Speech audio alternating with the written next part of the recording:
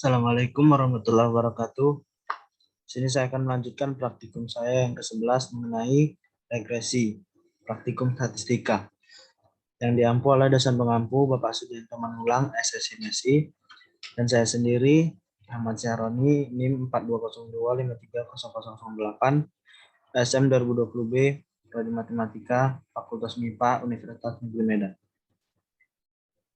Dengan asisten lab yang pertama Bang Novan Setiadi Tindaon dengan NIM 4183230015, dan yang kedua Kak Ratna Rita Sari dengan NIM 4193530005. Langsung saja kita masuk ke materi yang yaitu regresi. Regresi linear sering digunakan untuk melihat nilai prediksi atau perkiraan yang akan datang. Apabila X dan Y mempunyai hubungan, maka nilai X yang sudah diketahui dapat digunakan memperkirakan Y. Perkiraan mengenai terjadinya sesuatu kejadian atau nilai variabel untuk waktu yang akan datang, seperti prediksi produksi 3 tahun yang akan datang, prediksi harga bulan depan, ramalan jumlah penduduk 10 tahun mendatang, ramalan hasil penjualan tahun depan. Ramalan mengetahui suatu kejadian baik secara kualitatif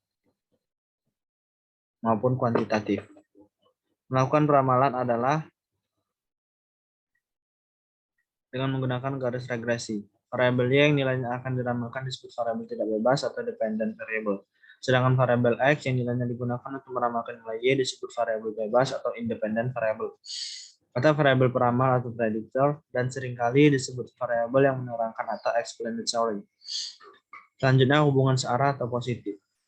Hubungan yang searah diartikan apabila perubahan variabel X atau independen akan mempengaruhi variabel Y dependen yang searah. Contohnya, hubungan antara pengeluaran iklan X dan jumlah penjualan Y.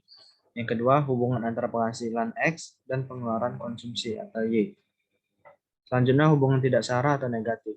Dua variabel dikatakan mempunyai hubungan yang bersifat kebalikan atau negatif apabila perubahan variabel independen atau X akan mempengaruhi variabel dependen atau Y pada area yang berlawanan. Artinya apabila variabel X bertambah, maka variabel Y berkurang. Atau sebaliknya, jika variabel X berkurang, maka variabel Y bertambah.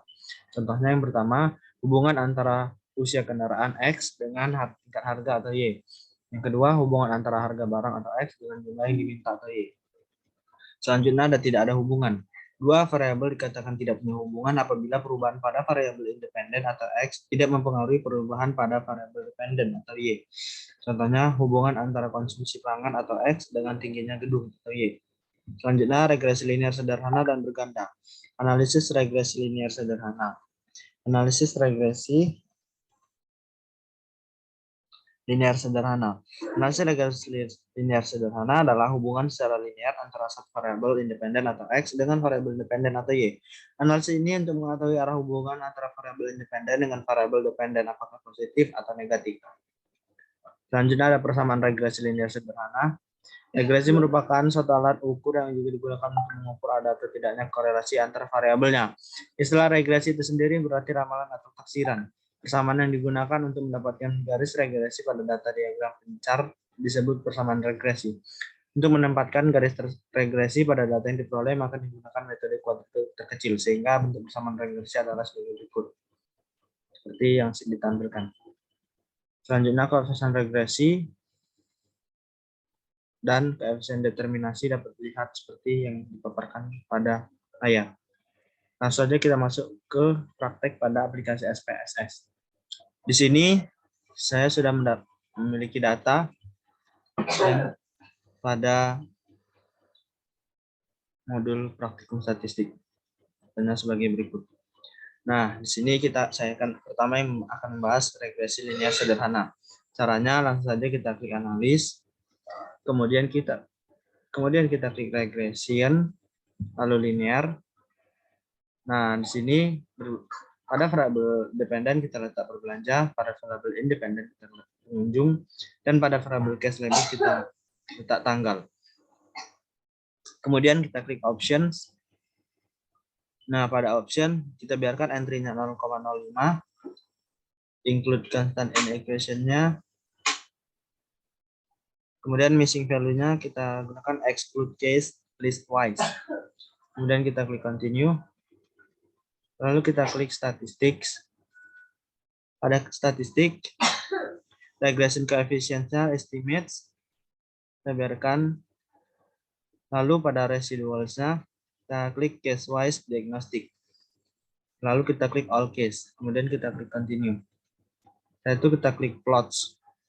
Nah, pada bagian plots, pada yang awal ini, scatter 1, kita pada variabelnya kita gunakan SD resid, pada variabel X kita gunakan zpred. Lalu pada scatter 2, kita gunakan Y, zpred, kemudian dependent kita gunakan X. Kemudian kita klik continue, lalu kita klik OK. Nah, pada hasil outputnya terlihat terdapat 4 tabel seperti berikut ini.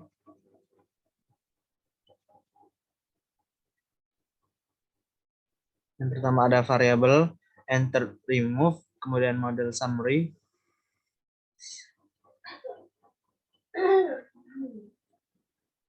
Setelah itu ada ANOVA, lalu coefficient, case wise diagnostic, lalu residual statistik.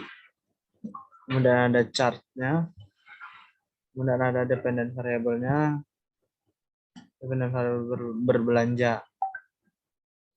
Nah, untuk mengetahui regresi linear sederhananya, kita lihat pada tabel koefisien. Di sini terlihat nilai sigmanya adalah 0,001, di mana jika nilai signifikansinya di bawah dari 0,005,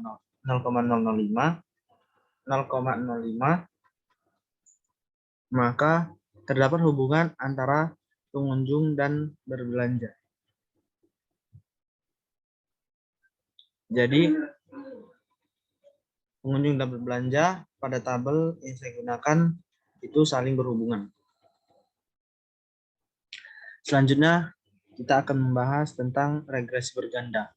Nah, pada tabel yang saya dapatkan ini kita akan mencari hubungan antara ketiga variabel ini dengan cara mengetahui regresi bergandanya dengan klik analis, kemudian kita klik regresi lalu linear. Nah, pada bagian ini kita masukkan umur dan tinggi pada independen, sedangkan berat kita masukkan ke dependen. Lalu kita klik option, kemudian stepping method kriterianya kita klik use probability, dan entry-nya kita biarkan saja 0,05. Kemudian missing value-nya kita gunakan exclude case-wise, kemudian kita klik continue, lalu kita klik OK.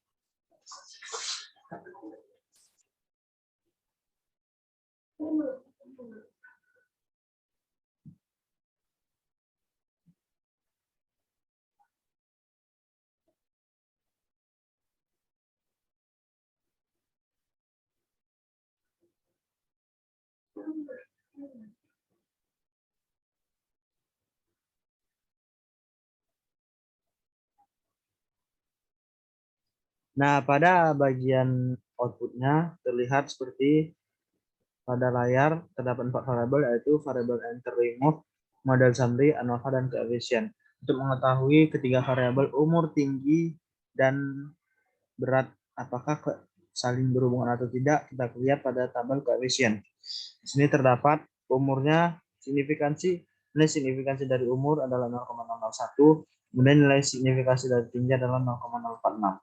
Ini berarti bahwa dikarenakan ini lebih kecil dari 0,05, maka variabel umur, tinggi, dan berat itu saling berhubungan. Sekian saja penjelasan dari saya mengenai regresi. Mohon maaf bila terdapat kekurangan. Terima kasih kepada Bapak dosen pengampu dan kakak asisten lab. Terima kasih. Assalamualaikum warahmatullahi wabarakatuh.